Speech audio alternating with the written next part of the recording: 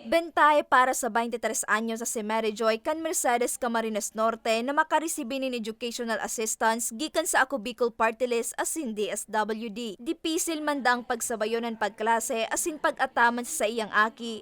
Nagpupursigi man giraray siya nga ni makapagtapos sa pag-aadal. Kung sain padikit-dikit daining nagiging posible arog sa tabang sa educational program kan Ako Bicol Party List. Malaking bagay po kasi kasi syempre estudyante ako tapos nanay din ko. Ang hirap po numasa sa asawa ko lang, sa sweldo ng asawa ko, tapos yung kailangan na expenses sa school. Malaking bagay po talaga itong educational assistant ng Ako Bicol. Dakulang tabang man sa PWD asin 4th year student si John Kevin ang na-receiving educational assistance. Magagamit niya kaya daini sa iyang thesis, pamasahe asin pambakalin mga gamit sa pagklase. Papasalamat po ako sa Ako Bicol Party List, lalong-lalo na po sa lahat po nag-facilitate po, sa lahat po ng DSWD, ng mga facilitators, ng mga faculties po, at sa lahat po ng mga tao nagtulong po sa akin na makapasok po dito sa school, sa educational assistance na ito po.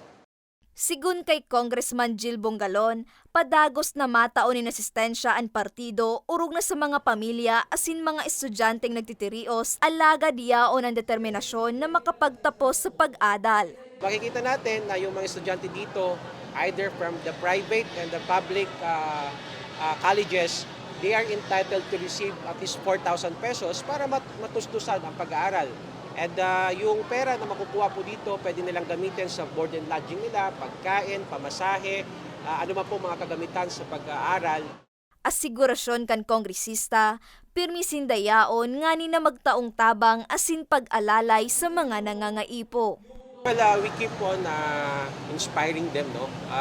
But yung hindi pa po nakasama, of course, alam ko na naman natin na limited lang po ang ating pondo. But I want to announce it right now that there's another set of slots na darating po before the end of this year.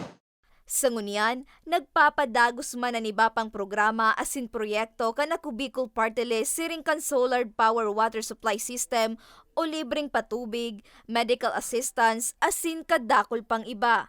Para sa mga istoryang tatak Bicol, Laorny Miranda.